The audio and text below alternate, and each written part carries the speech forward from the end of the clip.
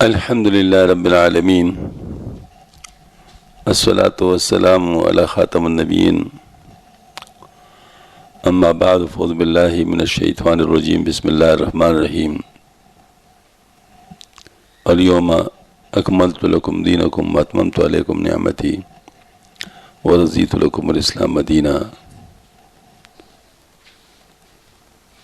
وقال علیہ الصلاۃ والسلام حب دنیا راس کل خطیہ صدق اللہ العلی العظیم و صدق رسول النبی الکریم۔ معزز خواتین و حضرات، اللہ پاک کا کرم ہے کہ اللہ پاک نے ہمیں سے دین پر پیدا فرمایا جو مکمل اور کامل ہے، اور اس کے اندر اللہ پاک نے ہر قسم کا خیر رکھا ہے، اور جو تمام شرور سے بچنے کے لیے کافی ہے۔ اس دنیا میں بھی کامیابی اسی دین سے ملے گی، اور اس دنیا میں تو کامیابی ہے ہی ان لوگوں کی جو مسلمان ہیں۔ دو چیزیں ساتھ ساتھ چل رہی ہیں، ایک ہے روحانیت کا نظام جو اللہ سے ملانے والا نظام ہے، یعنی اللہ کا بنانے والا نظام ہے، اور ایک ہے شیطانیت کا نظام جو اللہ پاک سے دور کرنے والا نظام ہے۔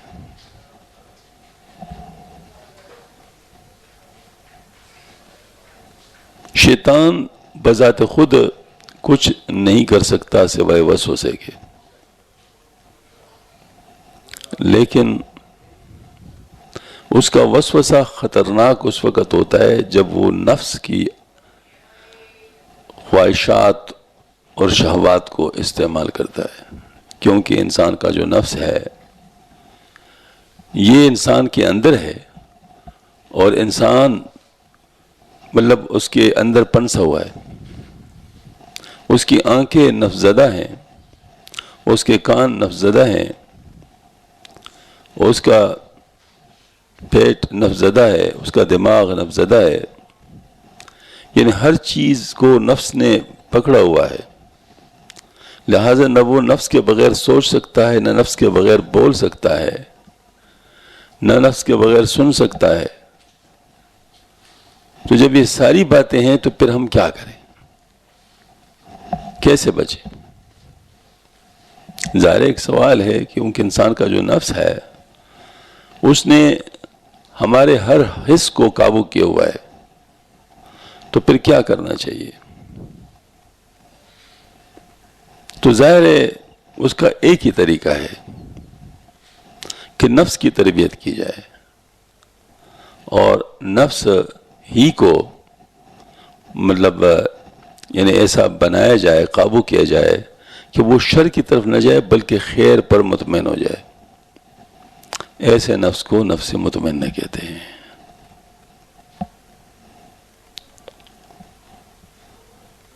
تو اس کے لیے کوشش اور محنت ہے۔ تو اب چونکہ شیطان نفس کو استعمال کرنا چاہتا ہے اور نفس کو ہمارے خلاف کرنا چاہتا ہے، تو ایسی صورت میں ہر وہ کوشش جو نفس کی اصلاح کی ہوگی شیطان اس کا مخالف ہوگا۔ دوسری طرف نفس چونکہ پابندی کو برداشت نہیں کرتا، تو شیطان اس کو استعمال کر کے کہ یہ تو بڑا مشکل کام ہے، کیا کرنا پڑے گا، آج یہ کرنا پڑے گا، وہ کرنا پڑے گا، اس سے وہ ڈراتا ہے، اور لوگ واقعی ڈر جاتے ہیں۔ حالانکہ دنیا کے لیے اس سے زیادہ مشقتیں وہ برداشت کرتے ہیں، اس کے لیے کوئی مسئلہ نہیں ہوتا۔ کسی بھی مزدور کو لے لو جو روزانہ مزدوری کرتا ہے، پسینے میں شرابور ہوتا ہے، کبھی گاڑیوں کے نیچے پڑا ہوتا ہے، اور جانا مطلب ہے کہ وہ اس کے اوپر مبلیل بھی آ رہا ہوتا ہے، تیل بھی آ رہا ہوتا ہے، اس طریقے سے کبھی رات کے اندھیرے میں ٹوکرے کاتے کاتے جا رہا ہوتا ہے، اپنے کام کو کر رہا ہوتا ہے۔ الغرض یہ کہ دنیا کے لیے جتنی مشقت ہوتی ہے دین کے لیے اتنی مشقت نہیں ہوتی۔ لیکن یہی تو شیطان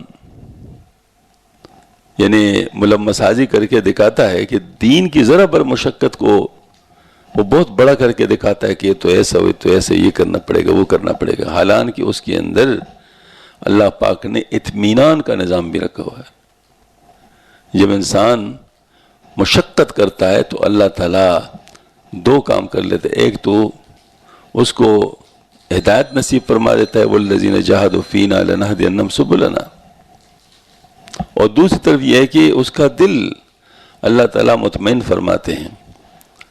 تو اس کا مطلب اللہ پاک نے اس کے اندر اطمینان بھی رکھا ہوا ہے اور ہدایت کا رستہ بھی رکھا ہوا ہے، لیکن شیطان یہ ساری چیزیں چھپاتا ہے۔ کس طرح چھپاتا ہے؟ یہ اس کا اپنا ایک نظام ہے۔ تو شیطان چونکہ دھوکہ باز ہے، عیار ہے، مکار ہے، تو مکر و فریب کے جال بچاتا ہے، مکر و فریب کے جال بچاتا ہے، جس کی وجہ سے انسان اس مکر و فریب میں آ کر وہ سچ کو جھوٹ اور جھوٹ کو سمجھتا، سچ سمجھنے لگتا ہے، خیر کو شر اور شر کو خیر سمجھنے لگتا ہے، دوست کو دشمن اور دشمن کو دوست سمجھنے لگتا ہے۔ ہاں جی، یہ نظام اس کو کہتے ہیں دجالی نظام، کیونکہ دجل مکر و فریب اس کے اوپر وہ قائم ہوتا ہے۔ اس کے لیے انہوں نے ہر قسم کے طریقے کو استعمال کیا ہوتا ہے، چاہے وہ سائنس کے ذریعے سے آئے، چاہے وہ جادو کے ذریعے سے آئے، چاہے وہ تعیش عیش پرستی کے ذریعے سے آئے، چاہے وہ کسی بھی طریقے سے آئے، لیکن بنیاد یہی ہوتا ہے کہ جھوٹ کو سچ دکھانا ہے اور سچ کو جھوٹ دکھانا ہے۔ اصل دجال جب آئے گا وہ یہی کرے گا، وہ جنت بھی اس کے ساتھ ہوگا، دوزخ بھی اس کے ساتھ ہوگا، اپنے پسندیدہ لوگ کو جنت میں لے جائے گا، اپنی جنت میں، اور اپنے جو مخالف لوگ ہوں گے ان کو دوزخ میں ڈالے گا۔ لیکن آپ صلی اللہ علیہ وسلم نے فرمایا کہ اس کی جو جنت ہے وہ دوزخ ہوگی، اور جو دوزخ ہے وہ جنت ہوگی۔ جو جن کو دوزخ میں ڈالے گا وہ اصل میں ان کو اللہ پاک جنت نصیب فرمائے گا، اور جو جن کو جنت میں ڈالے گا وہ آخر میں دوزخ میں جائیں گے۔ تو یہ ملمس سازی جو اصل دجال ہے وہ تو بعد میں آئے گا، اس کی نشانیاں حدیث شریفہ میں موجود ہے تفصیل کے ساتھ، مشکات شریف میں انسان پڑھ سکتا ہے۔ لیکن دجالیت جو ہے وہ پہلے سے چلی آ رہی ہے، دجال بعد میں آئے گا، دجالیت پہلے سے چلی آ رہی ہے۔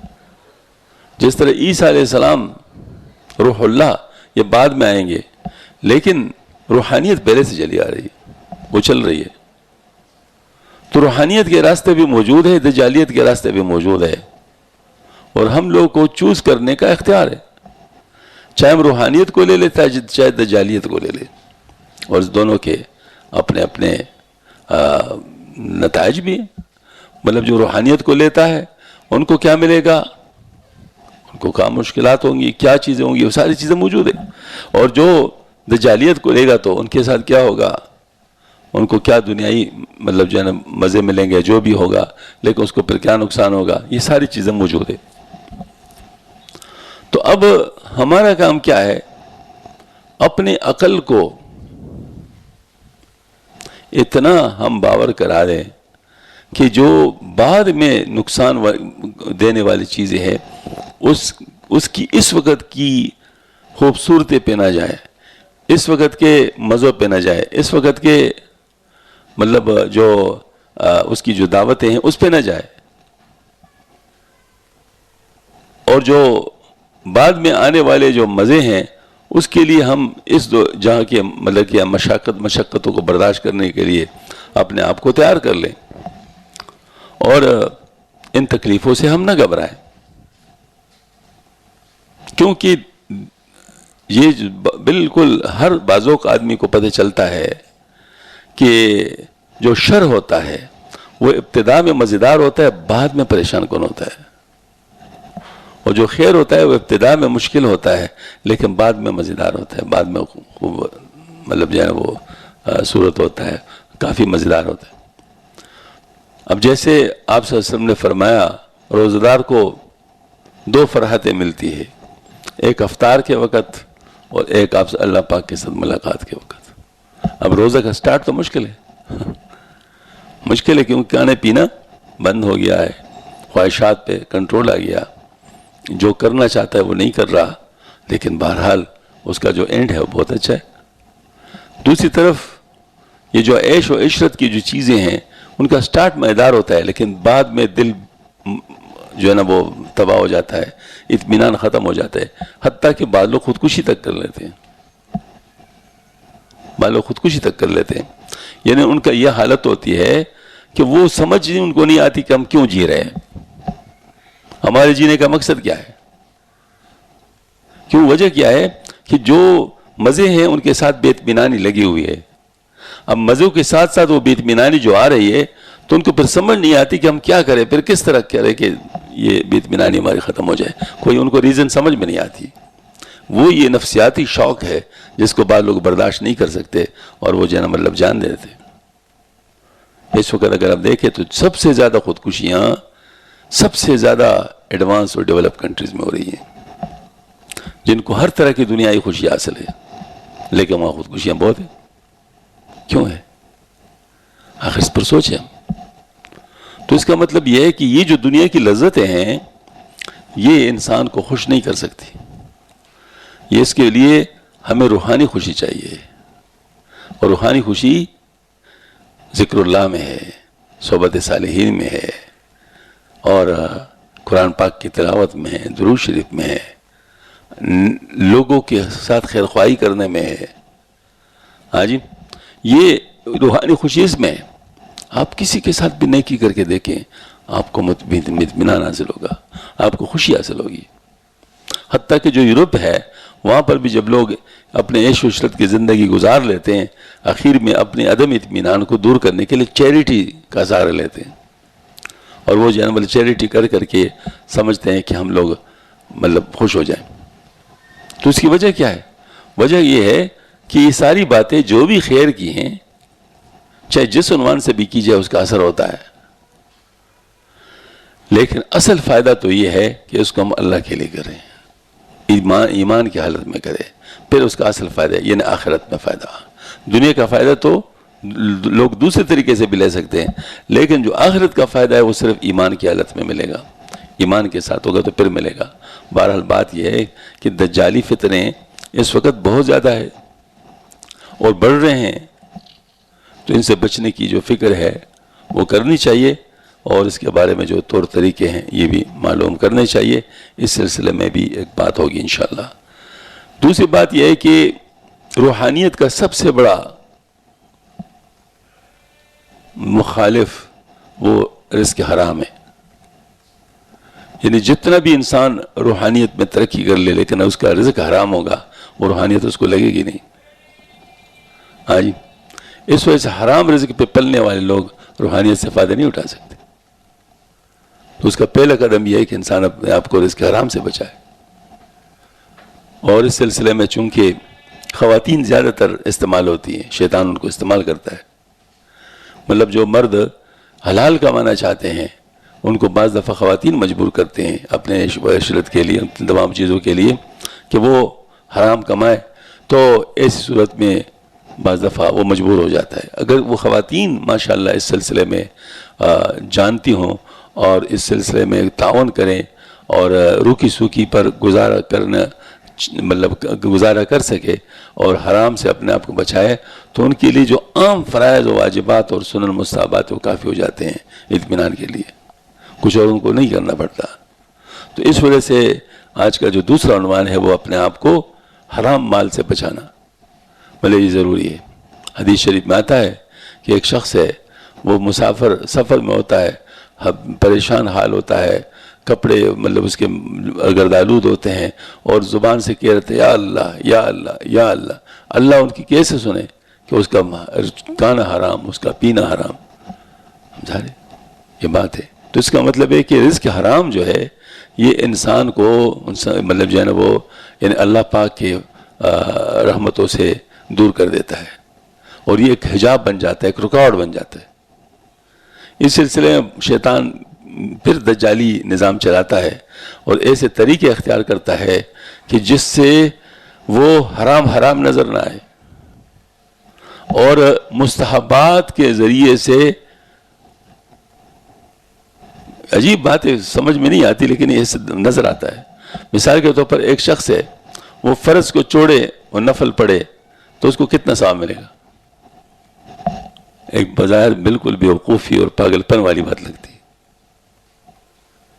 تو اسی طریقے سے لوگ حرام کماتے ہیں، رشوت کے ذریعے سے، سود کے ذریعے سے، اور حرام طریقوں سے کما کر پھر خیرات کرتے ہیں. تو خیرات کرنا مستحب ہے. خیرات کر کے سمجھتے ہیں کہ ہمارا مال حلال ہو گیا، اور شیطان ان کو ایسے دھوکہ دیتا ہے کہ وہ جو ہے اسی پہ ہی مطمئن ہو جاتا ہے.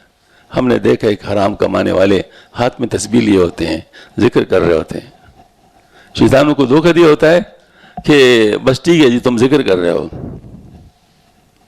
ہر چیز کا اپنا اپنا طریقہ ہے. ہاں جی، پانی آ رہا ہے 2 پائپوں کے اندر، درمیان میں یونین نہیں ہوگا تو پانی اس میں دوسرے پائپ میں جائے گا، وہ تو ڈرین ہوگا، باہر جائے گا. تو اسی طریقے سے جب تک آپ نے حلال رزق کا یونین نہیں لگایا ہوگا اس وقت تک آپ کے اعمال کا آپ کو فائدہ نہیں پہنچے گا، مسئلہ ہوگا.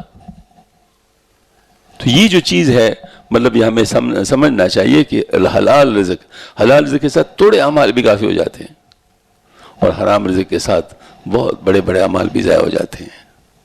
تو اس وقت دجالی فتنوں سے بچنے کے لیے جو کام مطلب ہونا چاہیے، اس میں اس بات کو بھی اس پر غور کرنا چاہیے کہ ہم رزق حرام سے اپنے آپ کو بچائے، تاکہ جو کام ہم دین کا کریں وہ کم از کم ہمیں فائدہ تو پہنچائے. اللہ تعالیٰ ہم سب کو توفیق عطا فرمائے. انشاءاللہ بیان تو ظاہر آپ کے یہاں ہی ہوں گی، یہ تو میں صرف تعارف کرانے کے لیے یہ 2 باتیں کرنا چاہتا تھا. اللہ جل شانہ ہم سب کو صحیح بات سمجھنے کی، اس پر عمل کرنے کی توفیق عطا فرما دے. وآخر دعوانا الحمدللہ رب العالمین.